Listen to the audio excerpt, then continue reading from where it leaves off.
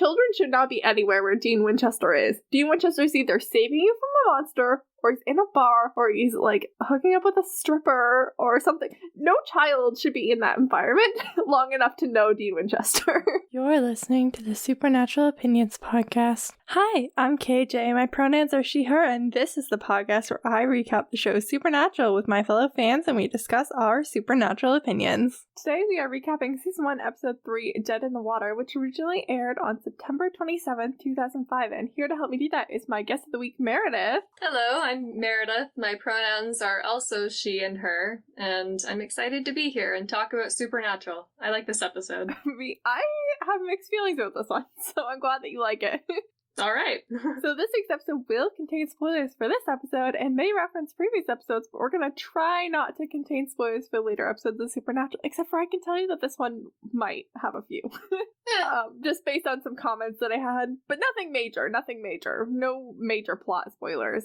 And this week's episode is titled Dead in the Water, and that is a reference to the nautical term, which is used obviously when a ship stops working. It's used when something has failed and it's not going to be successful in starting up again in the future. So, like, it can be used for businesses as well, you know, like a business just, like, falls through completely and it's just, like, not going to happen. Dead in the water. There's also a film from 1991, which is a thriller about a lawyer who's screwing his secretary and then decide to kill his wife, and he thinks he can commit the perfect murder, and things go awry. And there's a... Why is this so funny to me? I don't know.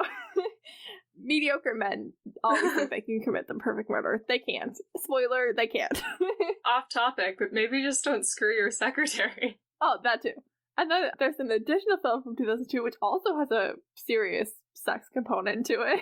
More likely to be the reference which this episode is based off of, which is about a woman named Gloria whose father asked her to bring his business partner's son for a swim in the ocean on his yacht. So she brings Marcos, her boyfriend, Danny, and a friend of theirs, Jeffrey, out to the ocean on their yacht. And Marcos and Gloria kiss, and then Danny gets real pissed and throws him overboard with a life preserver to scare him. But when they come back to, like, pick him up later, he's gone. And so then the other three people have to come up with a story that gets them out of trouble for the fact that they lost the business partner's son in the ocean because Danny threw a bitch fit that his girlfriend cheated on him.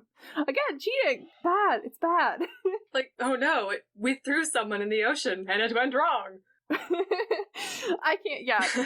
There was no way that was a good idea. Anyway, we're here at Supernatural. Yeah, we are here. We are going to get back on the Supernatural train. And this week's episode was written by Sarah Gamble and Raelle Tucker, and it was directed by Kim Manners. And I was really excited that this was the first Sarah Gamble episode. Sarah has been involved with several big TV shows, including You, which I love on Netflix, The Magicians, and has written 26 episodes of Supernatural, including a couple of really iconic ones, such as Faith, When the Levee Breaks, 2 Minutes to Midnight, and Appointment in Samara, all of which are personal favorites of mine. Nice. Is this the first episode that Kim Manners directed as well? Yes, it is. Because that, fun fact, he was also heavily involved with the X-Files, which might explain some of the similarities between the two shows. Yes, I saw that. 51 episodes of the X-Files is what IMDb told me. Yeah. We might as well talk about Kim Manners, and then we'll go back to Raelle Tucker. Very seasoned director, directed 21 Jump Street, the TV series, 8 episodes of Charlie Angels, 51 episodes of The X-Files, and 17 episodes of Supernatural, including, again, some real icons, Lazarus Rising, Houses of the Holy, and Mystery Spot. Yeah, he's pretty good. As well as several more.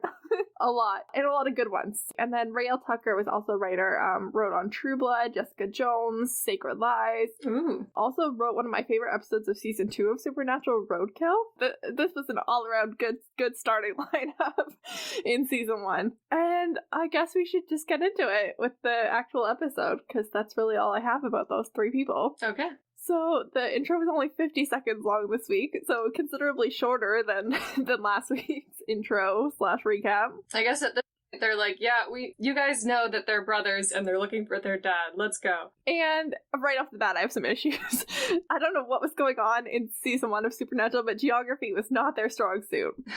So we're at Lake Manotick, Wisconsin, which is a fictional lake that does not exist, which is not to be confused with the real city of Manitowoc, which is located on Lake Michigan in Wisconsin, or the Manitowoc River, or Manitowoc County. All right. So close, but so far, geography was just not going here. Like, they could have picked any lake, and they're just like, oh, let's make up one that doesn't actually exist, even though there's like a million lakes in Wisconsin. Sometimes you just feel like making up a lake because we're shooting in Vancouver. Yeah, so Sophie is going out to swim in the lake. Her brother is a jerk about it for no reason. He says that guys don't like buff girls, and she claps back and says that girls don't like guys who live at home with their dads. But can we just stop defining our habits and how we use our bodies in relation to what's attractive? Also, they're siblings, so they would probably know each other's sexualities, but also let's stop assuming that people are straight. Also, let's just make it clear that buff girls are very hot. Agreed. Also the brother was wrong. And also, even if he wasn't wrong, who cares? I'm not even into girls, and I know that. I'm into all peoples, and so we're gonna trust you on this.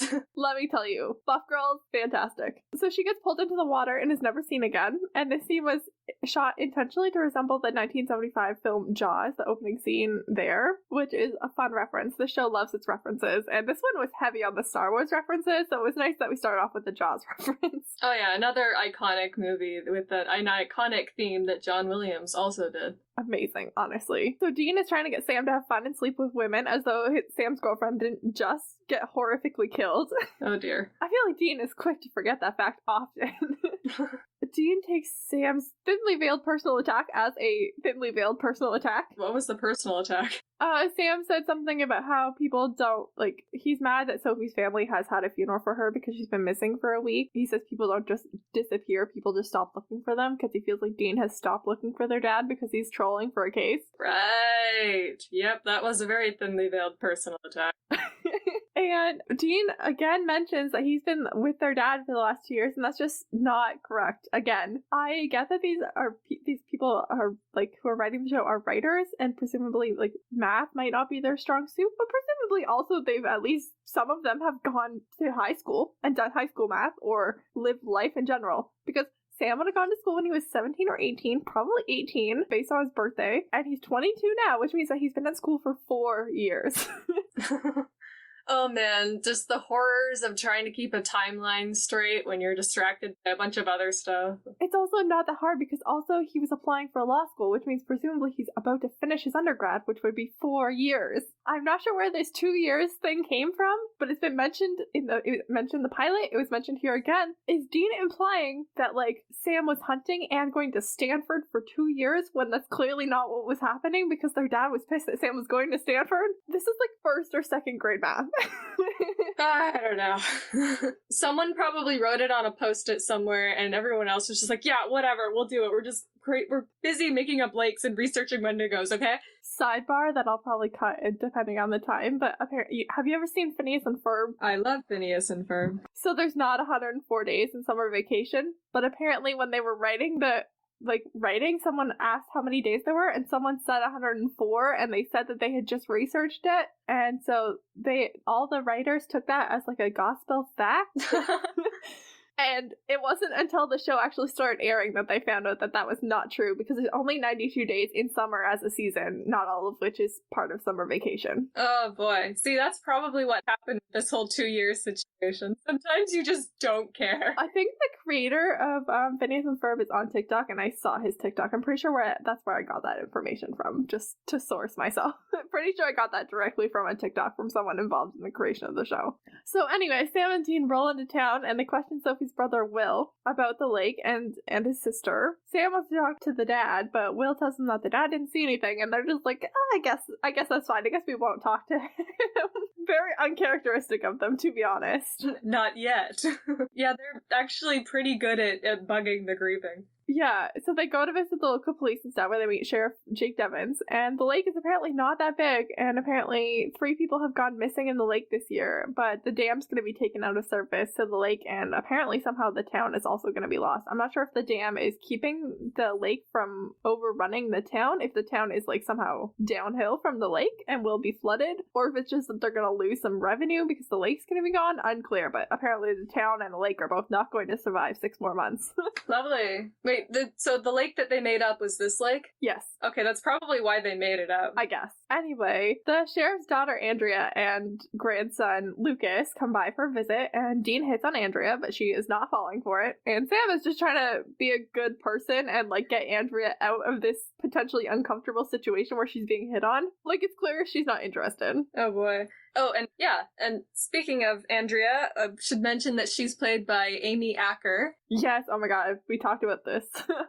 who people might recognize from, let's see, she was on Angel, Buffy, she was in an episode of Agents of S.H.I.E.L.D., she was on The Gifted, like, she's been in a lot of stuff. Yeah, she was a great actress, honestly, to have in this episode, and we appreciate her, and we totally talked about that off mic last week when we were planning on the recording for this one, and I forgot that we hadn't talked about it this week. That's okay, yeah, we've already talked about her and her gloriousness, but whatever. But yeah, Sam was just really trying to, like, save her from Dean, but Andrea holds her own, honestly.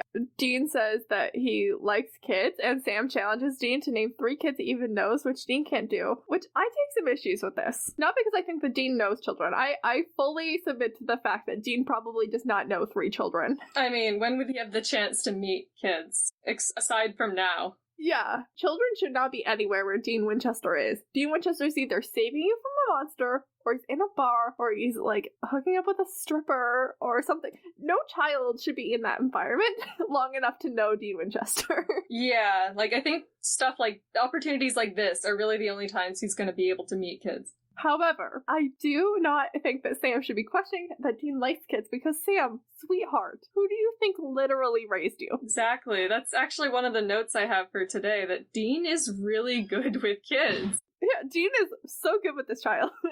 Every time we see Dean and this child, I'm going to comment on it specifically, but yeah, Dean is great with children. Yeah, that's one of the reasons I like this episode, and I'll probably talk about it more later, but, like, we just see Dean, like, really interacting with children for the first time, and it's a good way to establish that part of his character. It brings me some joy. Yeah! So Sam is doing some research, as Sam does. He's not convinced the lake monster. However, he says there's been 6 other victims over the last 35 years, plus 3 more this year, so 9 total. That includes Sophie, which is important for when we get to our final death counts. There's been 9 people missing, including Sophie, so 8 people plus Sophie. And 9 were given to the race of man, who above all else desire power. Wrong series. I love that you made that reference.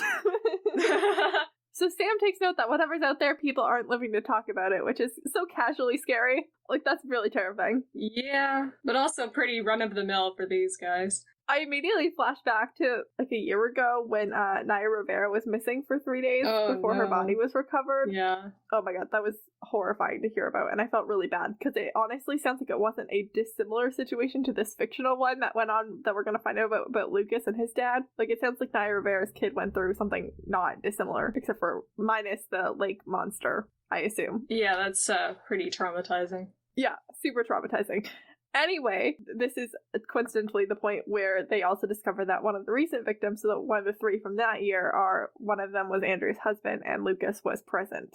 So they go and track down Andrea and Lucas at the park, as though these 2 grown men approaching a single mom and her kid that they don't really know isn't inherently terrifying for the said single mom. Andrea seems like she's holding her own and she's fine with it, but IRL, if I was a single mom with my kid and these 2 grown men who I just, like, showed directions to suddenly approached me, like, I would be terrified for my life. I would assume these 2 men were here to kill me and my child. At a playground. Oh, yeah. And then Dean tries really hard to connect with Lucas. I'm impressed, honestly. Like, he does really good. He really puts in the effort here. He sees that his, like, initial approach isn't working, so he switches activities to, like, do what Lucas is doing. He opens up to Lucas. I really wish he talked to Sam like this Oh, more. yeah.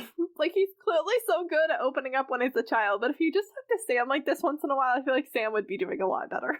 Yeah, like, that's one of the reasons I like this episode, mostly because I think it's one of the first times we really, I guess, focus on developing Dean. Yeah. Apart from Sam. Because, like, so far he's been, like, comedic, he's been a bit obnoxious, kind of violent and angry, and a cool older brother, but, like, this is the first time we really see that, like, a softer side for him. And then Dean says that he saw something happen to his mom, which doesn't really jive with what we saw in the pilot, but okay.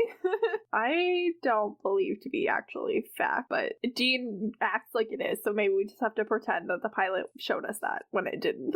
Well, I guess if you hear the story enough times over the years, you kind of forget that you weren't actually present for it. I feel like that might be more what Dean has heard. I'm sure John spent, like, hours just, like, drilling Dean again and again on what happened to Mary. I feel like Dean has, like, a fake memory of what happened because he's heard it so many times. Yeah, and that night was really chaotic, and he was in the hallway when it was happening.